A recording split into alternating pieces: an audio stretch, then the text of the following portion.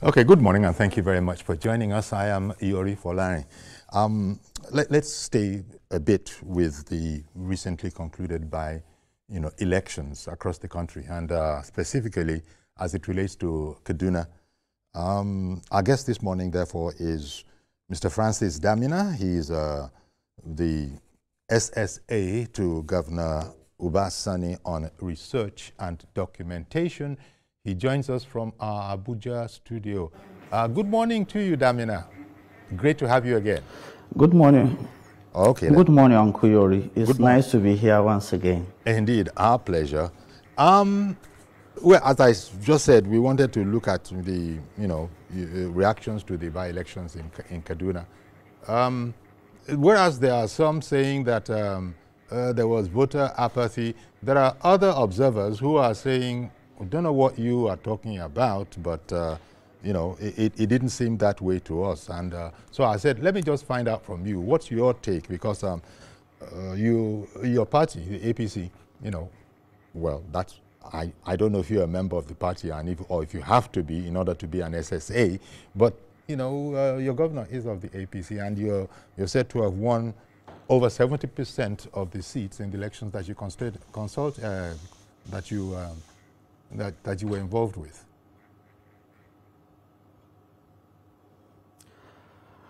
Thank you so much, Uncle Yori.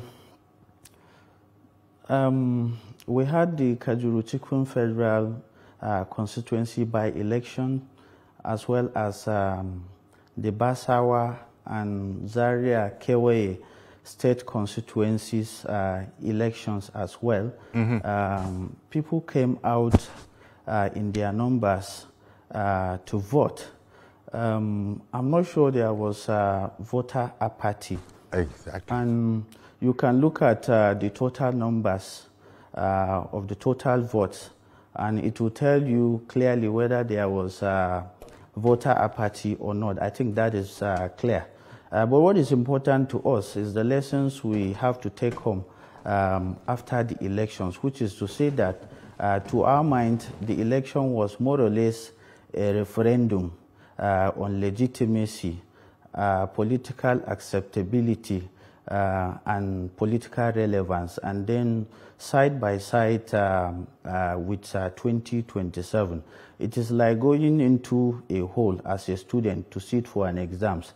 As far as we are concerned, we went and sat for a mock exams. We now have our report cards, and now we are waiting for 2027. Because before the elections, the by-elections particularly, there were a lot of concerns. People were afraid because we were told from all departments of life that with the coming of the ATC, the ADC, okay. The chances of Governor Uba Sani and the president of Nigeria have been threatened and so on. But as we can see from the results of the by-elections, we now know who owns Kaduna and by large who owns Nigeria. Oh dear. So to speak, in terms of owning Kaduna, and I'm sure you're talking about the electorate when it comes to owning Kaduna for electoral purposes. But the figure seems to be impressive. Where you won, it was with over 70% of the votes. Is that factual? Yeah, that is true. Yeah, that is true. Both in the federal constituency by-election and those of Zaria, which are state constituency elections, we won with over 70% of the total votes, which is to tell you much more about the acceptability of the APC in Kaduna State. Because since the formation of the APC and since the APC came on board in 2015, this is the first time that the APC is winning the Kajuru-Chukun Federal Constituency, which is a signal to the fact that Governor Uba Sani has been doing well in Kaduna State. He is acceptable by the people. The president of Nigeria has been doing well too. his legitimacy in Kaduna and beyond cannot be doubted. This is so because if you ask me why, I will tell you that Kajuru Chikun in particular, which is a federal constituency, as I have mentioned, has suffered a lot of insecurity. But with the coming of Governor Ubasani, and then he's not doing it alone, with the support of the president, the NSA, Malam Nuhu Ribadu, the chief of defense staff, because he's running an inclusive government. He's running a government that consults. He's running a government that reaches out to the people to listen to their views. He's running a participatory style of governance in Kaduna State. And through particularly the Kaduna Peace Model, we now enjoy relative peace across the state. And people before now have not been asking for anything more than that. All they needed was to live in peace so that they can go about actualizing their dreams and aspirations, and that is all. Okay. All right then. Now, some of our viewers will see our caption, by elections and identity politics. So I said, okay, we'll talk a bit about that. How can we understand what is meant by identity politics as it relates to Kaduna? You know, in the last, before 2023, there have been a lot of tension across the state, particularly from the southern part of the state, which was why at every twist and turn, the Southern Kaduna People's Union were always in the news, agitating about the style of governance. They were not included in the scheme of things. They were being killed, and then they believed it was state-sponsored. The massacre was state-sponsored, and so on and so forth. But I was shocked when recently we went around through the 23 local governments that make up Kaduna State, and particularly Zango and Katav. You know, when you mention the name Zango and Katav, it means a lot of things to a lot of people. It is a notorious local government. It is, in fact, at a point, some people were talking about the Zango and Katav mafia, because that is where you find people like General Zamani Lekot, and many of them. You can remember the Zango and Katav 1992 and things like that. So even politically, Zango and Katav is a notorious place. People have their own perception about the local government. But recently, when we went around on a town hall meeting and we visited the 23 local governments, this was led by the special advisor, political, to Governor Ubasani. When they came to Zango and Katav, I was actually there, myself and my brother, the chairman of the local government, Engineer Joseph Gaya. We were together.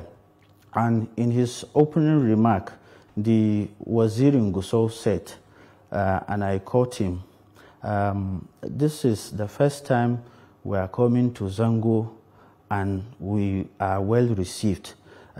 Before now, 3 years back, 5 years back, 7 years back, we were here. We came with soldiers, and yet we were chased away by the Zango people. When you mention, according to him, when you mention Zango and Katav, there is a way the other divide perceives Zango, that it is a troublesome local government, it is a notorious local government, and all that. But I'm surprised, according to him, that we came to Zango and were well received. And then you could listen to the testimonies of the people. People got up and then they aired their views. They kept saying, even if in 2027, with the way and manner President Tinubu and Governor Ubasani are governing, with the fairness we have seen, with the equity we have seen, with the justice we have seen, even if the governor in 2027, the deputy governor in 2027, the commissioner of finance, all the commissioners, the SSG and chief of staff, if everybody is to come from Zaria Central Mosque, we are ready to do APC. We are not so much bothered about their identities, whether they are Muslims, whether they are Christians, whether they are from a region, or whatever their identity is. All we are bothered about is justice. And then so far so good. We have seen this in President Tinubu. We have seen this in Governor Obasani. And then they went ahead to say, this is the first time since 1999 that we have a federal university given to us by the president.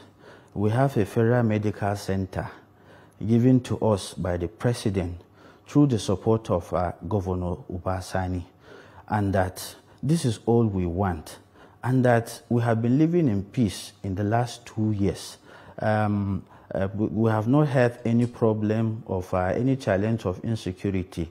And then this is a president who on his own steam decided that based on the records of one of our sons, General Christopher, made it happen when he was qualified as the Chief of Defense Staff, and then that was acknowledged.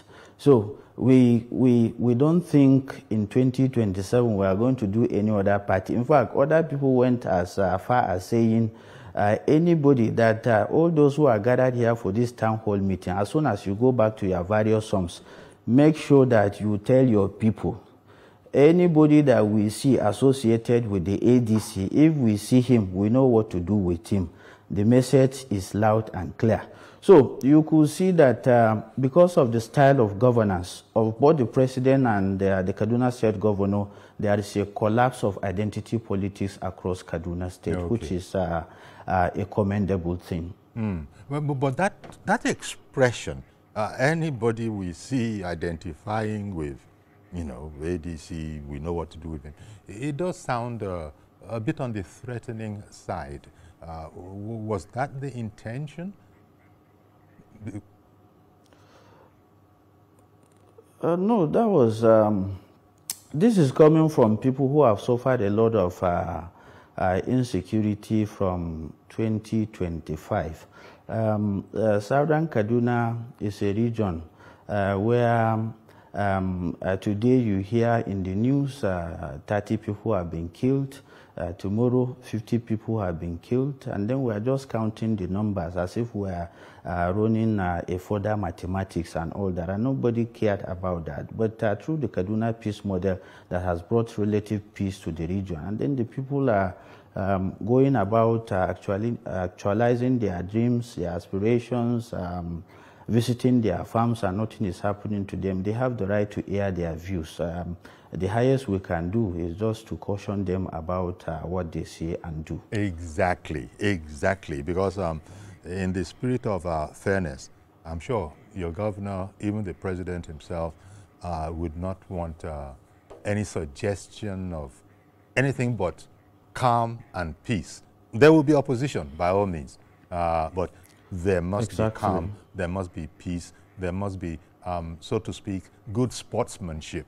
And in what appears to have been a free, fair, unencumbered environment, I mean, it's remarkable that where the ruling party did win, it was of a margin of over 70%. That really is a commendable. So it's coming from, I would imagine, sitting where I am sitting, it's coming from a reassurance with the citizenry that these are different times from those unhappy times that you were relating to, and that they believe in those who are in charge now, and that we can go out and express ourselves. Before doing so, nobody knew how they were going to express themselves, but in the event, we are seeing over 70%. Maybe talk to me a little bit about the work that has been done by, you know, Governor Obasani himself in terms of lowering the temperature, reducing insecurity, terrorism, intimidation. How has that journey been? It's not a rocket science. These are very simple things. Governance is not a difficult exercise.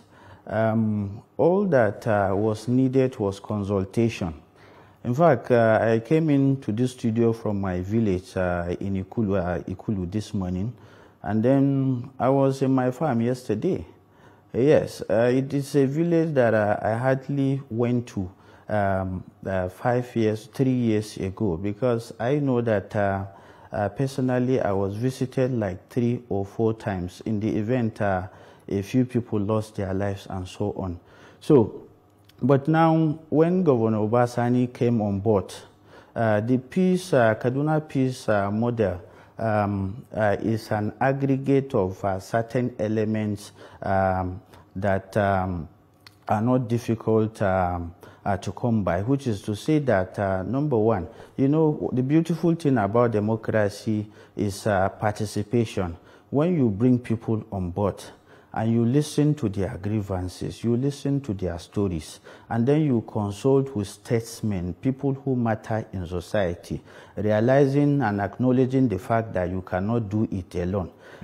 Just last month or so, General Zamani Lekot, the former military governor of Rivers State, said to me, he said, "Francis, I like Governor Obasani for one thing. We are not expecting much from him. All we are looking for is for him to consult with us so that we can tell him what we want, so that those things can be aggregated and so on." He called us the elders. He listened to us, and I'm happy with his style of governance. It's the same thing he does through town hall meetings, in consultation with the federal government, with the chief of defense staff, with the national security advisor. They listen to people, they listen to their suggestions, they listen to the way out. And that is how we came about the Kaduna peace model. Because a lot of people are aggrieved, and as a result of that, he has been able to reach out to them, sat down with them, and then now he's implementing their grievances. Those who have been in the IDPs are returning back to their homes in collaboration with international communities like the Kuwait government. He has provided housing for those who have been in the IDPs and so on and so forth. Yesterday, I went to collect my own share of the fertilizer. Only 2 weeks or so, he gave out 400 trucks of fertilizer to farmers across Kaduna State, and then they have been thankful about it. So it is not that he's doing something extraordinary. These are little things that needed to be done. But before him, those who were in the saddle thought that they could do it alone and so on. So this is just what he has been doing, and then the people are happy about it. Wow. Okay. In fact, some of our reporters, went to town speaking to people in Kaduna. Let's play this excerpt now. $62.8 million education grant. Kaduna emerged as a major beneficiary of the $62.8 million Reaching Out of School Children project, funded voluntarily by the Kuwait Fund. This bold move will return thousands of children to classrooms, especially in conflict-affected communities. The governor commissioned 500 fully furnished homes, along with schools, hospitals, and clean water systems for victims of banditry. These achievements are not campaign noise. They are visible, verified, and people-focused victories. Okay. Well, actually, I thought it would be a different report where people had gone to town to speak to the electorate. But even that report, it's a significant improvement, shall we say, on what used to be before. This is important because you were making the point about the people being listened to, so that there's a sort of a communal spirit to the whole concept of governance, as opposed to a know-it-all syndrome, as you put it.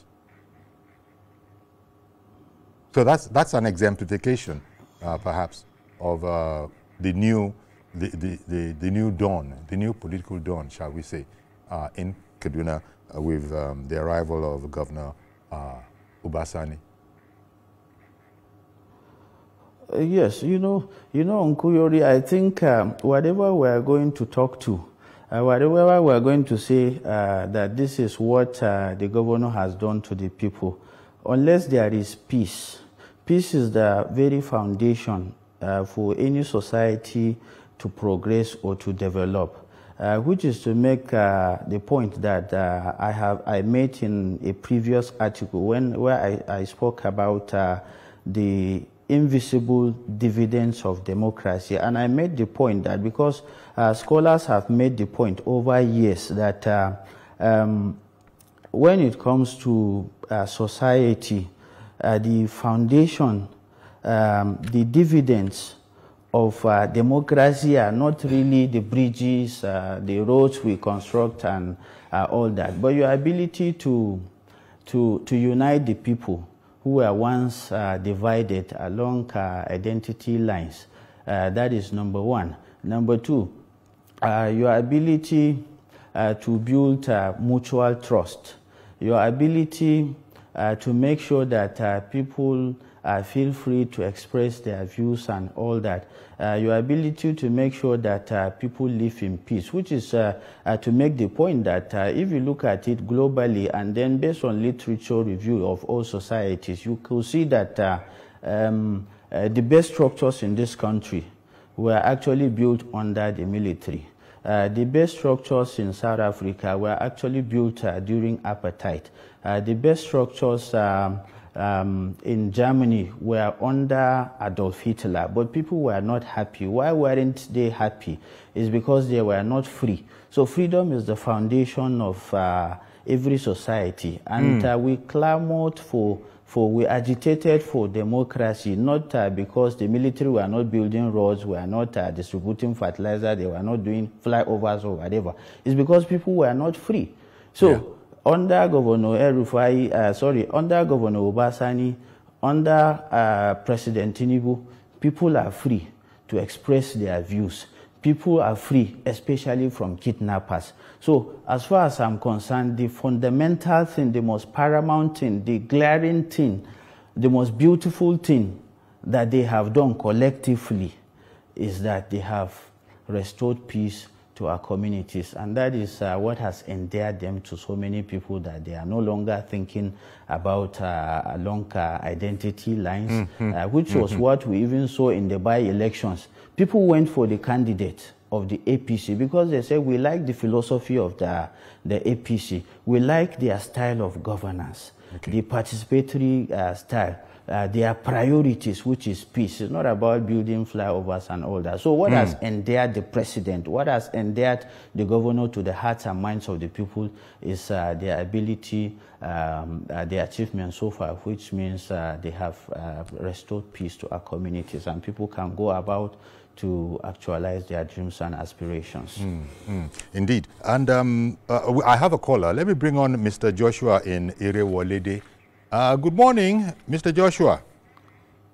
Yes, Uncle Yori, good morning, and Thank happy you very weekend to you. Indeed, I wish you the same. I greet your guest. Okay. Once again, Uncle Yori, thank you so much. Thank you so much. This is like bringing sunshine to our lives. This program this morning, Talking Man, has just, brought life to us from all the news of it is over, Nigeria is gone.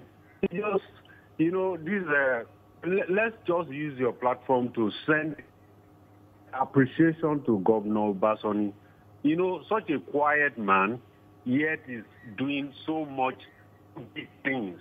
Kaduna is such a strategic state in Nigeria that if you can get it right in Kaduna, it's like, and we really, really appreciate him. Everything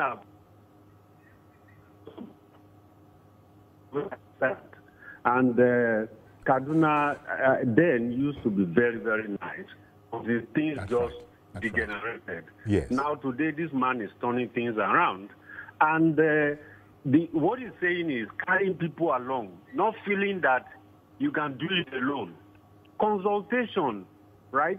Not allowing people to feel that they are left out of governance. Asking them, what do you need?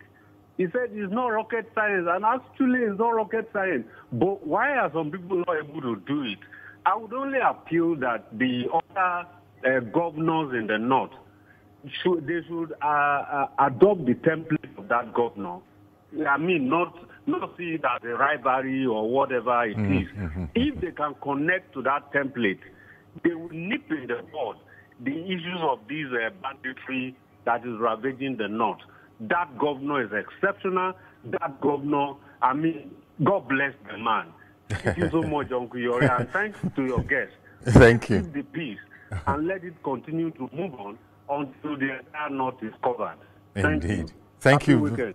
Same to you. Thank you very much, Mr. Joshua, out of Ire Wolide. I'm sure those must have been warming words to your heart to hear that. But can we, because of what, you know, the sentiment that he expressed and also what you had said earlier, can we say that those, going back to the matter of identity politics, the whole Muslim-Christian divide,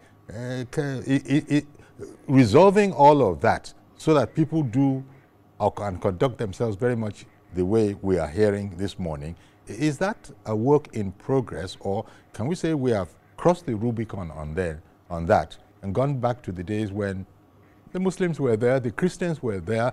Kaduna has always had a very strong Christian presence, and so to that extent we are returning to those good old days. Is that what we should understand? Yeah, it is a work in progress. We can't say we have made an achievement.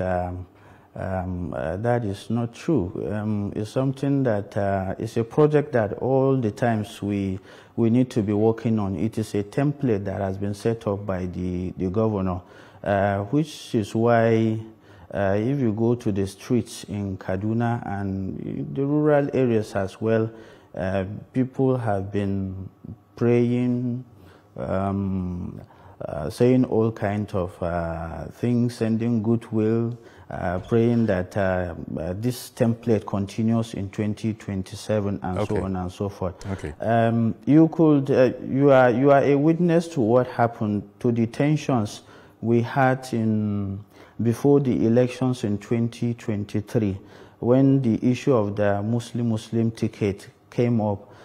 Within the Christian constituency, the Muslim cluster and all that, people were quite agitated. People were worried because people use their identities to victimize others, which is why everyone tries to make sure that they have their own in the kitchen of power, so that at the end of the day they will not go hungry. But this has, I think, with the style of governance of both the president and the governor of Kaduna State, we have come to a realization of something, at least one, namely that now we can actually overcome this issue of identities, this issue of tribalism. And then secondly, I recall when Bishop Kuka was in Port Harcourt, and then he was the mediator between Ogoni Shell and the Ogoni and Shell Petroleum. And then part of the recommendations that were made, because in Nigeria, people believe that for you to be represented, you need, one of you need to be appointed into government, which is to say that when we feel marginalized, for instance, in my village, we can reach out to the governor, and then the governor may decide to say, okay, let me make one of you a commissioner, a special advisor or so. But with what is happening now, we can make adequate recommendation to government by saying, giving Mr. A or B appointment is not what matters. What matters is taking the dividends of governance directly to the people so that they can benefit from it. For instance, if you look at it, in the entire Southern Kaduna, for instance, I make reference to Southern Kaduna quite often because I come from Southern Kaduna. And it is the area that before 2023 was making the loudest noise about marginalization and all that. But now, what we have realized is that it's not important for any of us to be appointed minister or any of us to become governor or whatever. What is important is for us to have certain facilities that the entire people can benefit from, which is why now with the federal university that the president gave us, the federal medical center and many other things like that, we know that we have benefited more than if any of us were appointed as minister or so on. So I think that should be a case study in the universities or in the ivory towers. Indeed. Let me quickly bring on, we have a caller in from Kaduna. Can you hear me? Good morning. From Abuja. Hello. Abuja, can you hear me? Yes. Good morning, sir. Tell us your name, please. My name is Mr. Gegendu. Did I get that? I said my name is Mr. Gegendu. I'm from Abuja. Okay. Please go ahead. Please continue. Go ahead, please. Okay. Yes. I am also calling from the local government. Local government. Mr. Gegendu. Yes, I can hear you, sir. Yes, please continue. I can hear you. My name is Mr. Gegendu. Okay. Please. Begenugu. Begenugu. My name is Mr. Begenugu. Begenugu. Okay. Begenugu. Okay, I got that now. Yes, calling from. Okay, excellent. Please continue. The resource person, I'm also from Kaduna State, from Zanzibar local government. I come. State, in fact, because of because of this, the work that we did for long, I think there's relative peace now. There's relative peace now in Sudan, Kaduna. Okay. Yes, sir. Okay. Yes, we can. We are hearing you. Yes, so going to confirm the person what you have said. All right. And the governor and the president, Tinubu will have our support in 2027. To continue doing the things they have been doing for us. Thank you very much. Thank you very much for calling in. Okay, at this stage, I'll just take a quick break. Mr. Damina, we'll be right back. Please stay with us.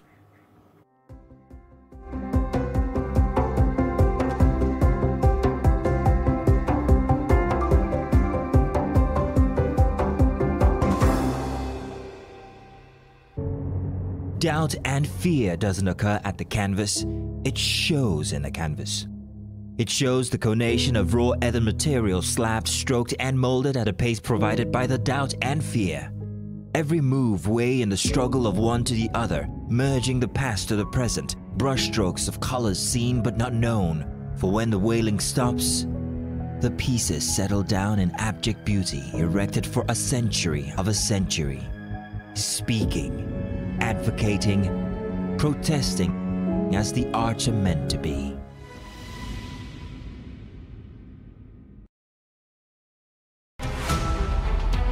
Every major news story is with many perspectives and layered with different levels of impact. Honey, what time did this happen?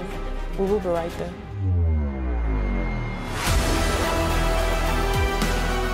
At TVC News, we follow the big and major news, gathering the facts, witnessing the outcome.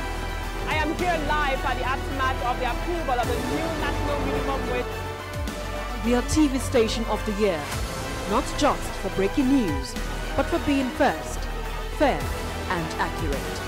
TVC News, first with breaking news.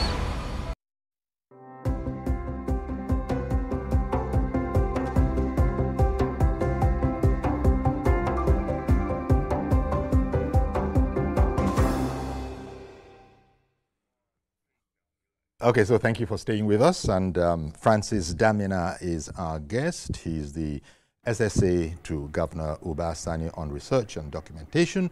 And we're looking at a sort of a very large improvement on the concept of identity politics as it relates to Kaduna. And this has seen us, whereas it's still it's a work in progress, but certainly things are looking up.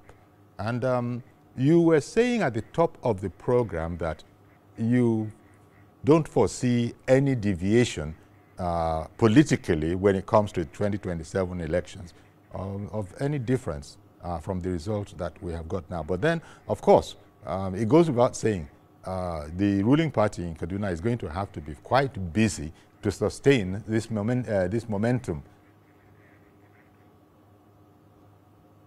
Yes, so that, I just made that comment to see if you agreed with it against the backdrop of your saying that you don't see any, you don't want to think of any difference between now and then. In fact, you want this to be seen as something of a forerunner towards how it's going to be like in 2027, in spite of the coalition of oppositions.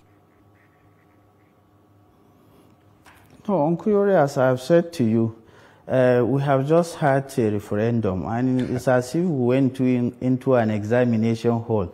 Now we have our scripts in our hands. We have our report card. So we are going to use this one as what we have, this result as a continuous assessment to 2027 and so on. But a lot of work has to be done. We have to continue with this template. We have to sustain it. We have to continue to reach out, because 1 hour in politics is a very long and also a dangerous moment. Mm-hmm. So I feel that at the moment, the president too has to be able to develop the sophistication of reaching out to the entire North so that they will understand what has been done so far, where we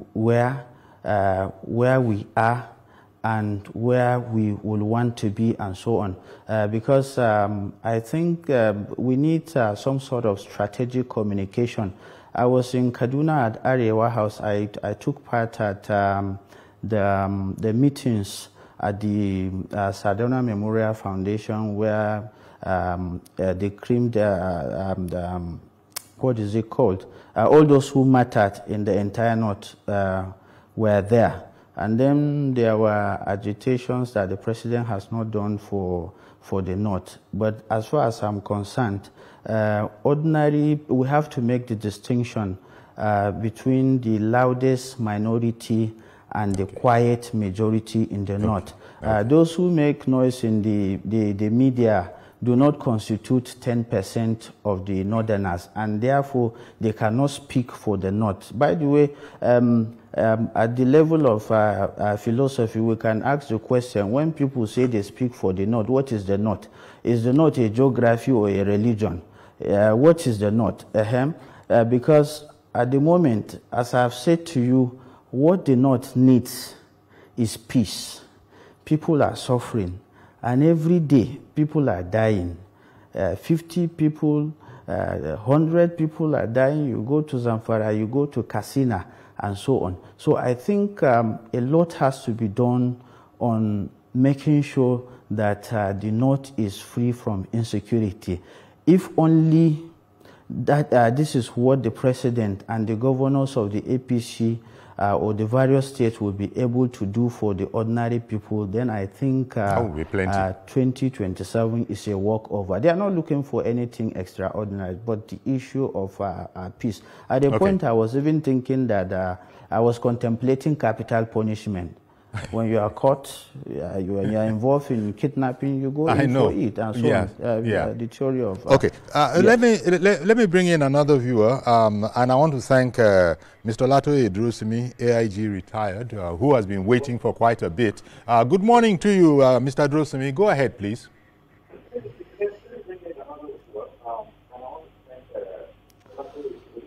Mr. Idrusimi, you must help us. You must mute your television. Good morning. Good morning, sir. Yes, but first of all, before you go, sir, Mr. Drosimi, able to change the narrative. The president won't describe the situation as a toxic environment in the last 3-4 years. But the toxic environment has turned to peaceful environment now. Kudos to the governor. Okay. No, kudos to the governor for making peace in Kaduna State. Kaduna State is a model, and that is why the agricultural activities are around this. Kudos to the governor. I think other states in Nigeria, especially the northern states, should go to that governor and copy this model. It is worth copying. Okay, indeed. Thank you very much. Can you hear me, by the way? Mr. Drosimi, can you hear me? Yeah, I can hear you. Okay.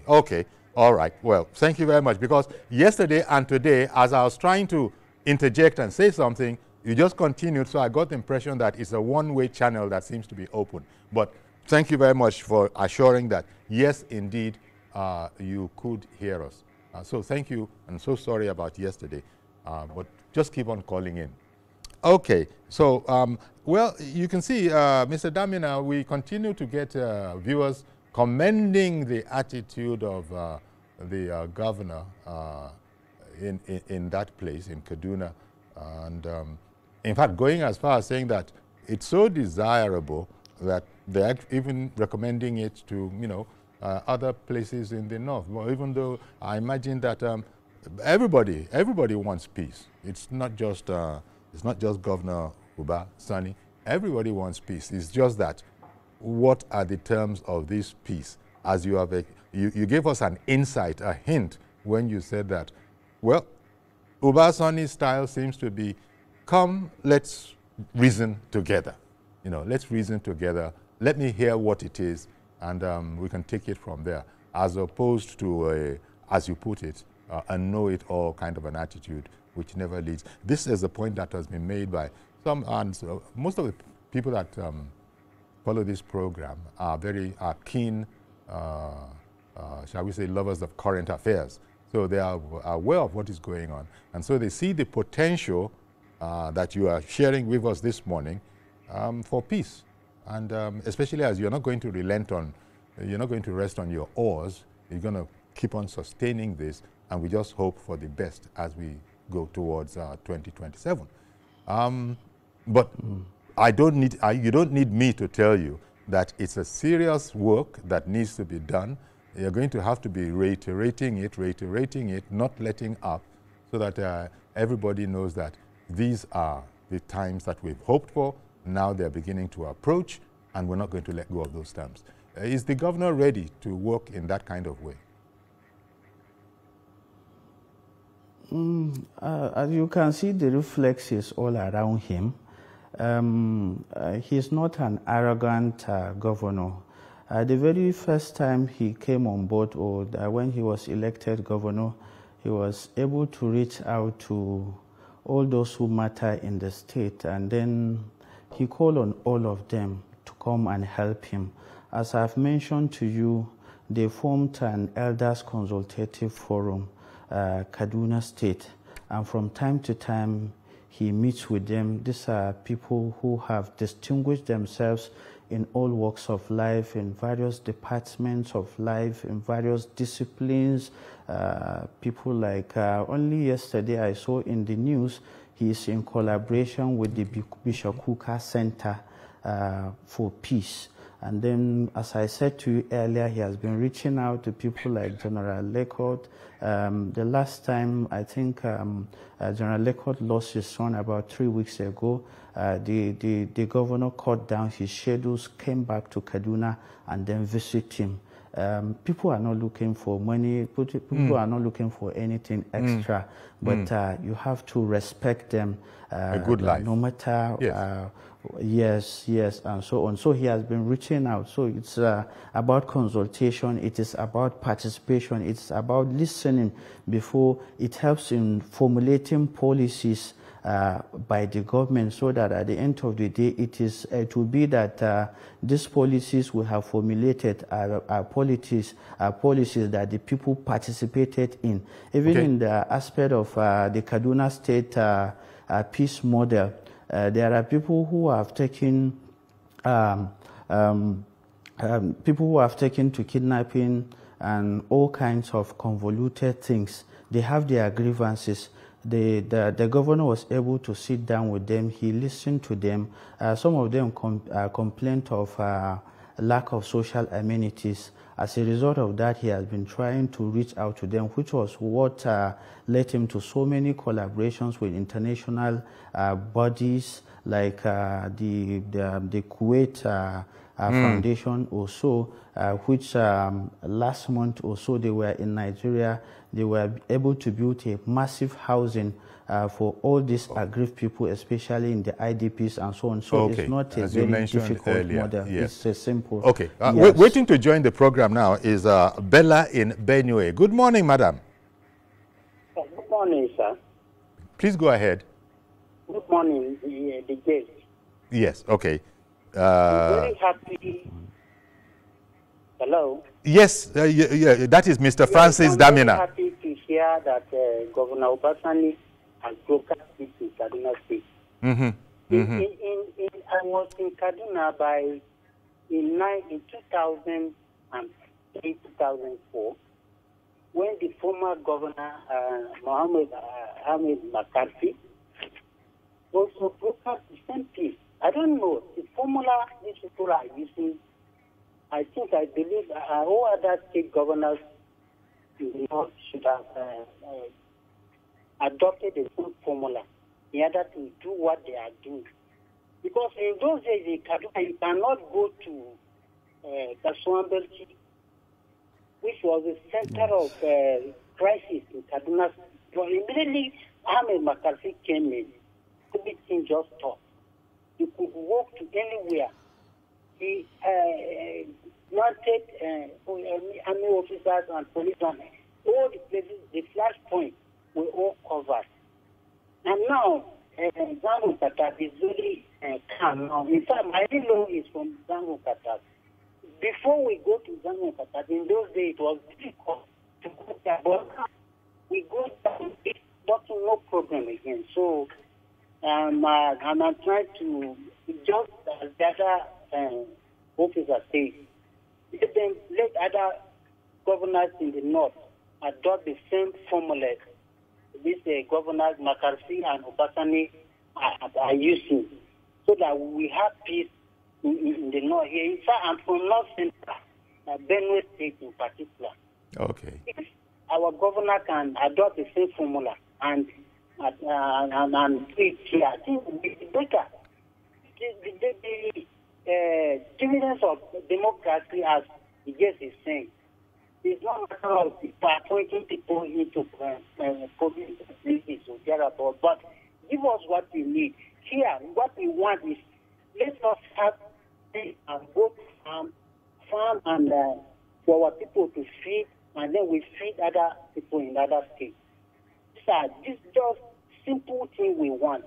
So I'll be very grateful if this comes to Benue State, now that we are having this type of crisis here and there. Yeah. And I believe the food basket will be full of food, and we'll be able to distribute the food to both other parts of Nigeria. Thank you very much. Thank you very much. Contribution this morning. Thank you. It's a very valuable contribution. Wouldn't you agree, Mr. Damina? That is true, Uncle Yori. But you know, as I said to you, if we were to expand this template, then it means that every appointee of government, whether at the federal, state, or local government, will have to go back to their constituencies to enlighten those who are under them, their constituents, about the policies of government and what government has been doing. And then from there, they will be able also to get a feedback and then come back if there is a need to make amends or so. But most importantly, as I have said, now what is important in the North is how to overcome insecurity in other states. So the state governors and those who are in charge of security, they are commissioners for internal security and so on, they have to be responsive and proactive too. From time to time, they can be called upon to account for their models and what they have been doing to overcome these challenges, because here in the North, we are not looking for anything extra. We just want to live in peace and then go on with our farming activities. Indeed. The Kaduna peace model that is giving rise to this kind of optimism, was it developed within Kaduna itself? A little background on that peace model, what we are referring to today as the Kaduna peace model. Yes, the idea was hatched by the governor himself. He brewed it himself, and it is a fine wine, as you can see. It's all about collaboration, as we have said, because those in government actually know what to do to overcome certain challenges, but it depends on whether they are humble or whether or they are arrogant. But with the coming of Governor Obasani, he has been able to reach out. He didn't claim to have had it or to know it all, but he reached out to people and then listened to them, and then he understood that there are people who took to the streets who are involved in banditry out of the fact that they were offended in the past. They are aggrieved because of what government has not been able to do to them. They are aggrieved because they have been marginalized over the years. So North have been taking over those grievances, and part of the peace model is to reach out to these people and then see what government can do to increase their lots. Indeed. Well, thank you very much for that. And I guess everybody viewing is, and certainly from here, we just wish you in Kaduna all the best and hope that this process, the Kaduna peace process, the Kaduna peace model, as you have explained it, just goes from strength to strength. I want to thank you very much, Mr. Damina, for coming on our program this morning and telling us about, the great improvements that are being achieved in Kaduna. Thank you very much, and I do wish you a lovely weekend. Thank you, Uncle Yori. Thank you so much. Thank you. Thank you, you too. Okay then. So we're going to have to leave it there. That's our program today then. But do please join us on Monday for a fresh edition. I am Yori Folarin. Bye-bye for now.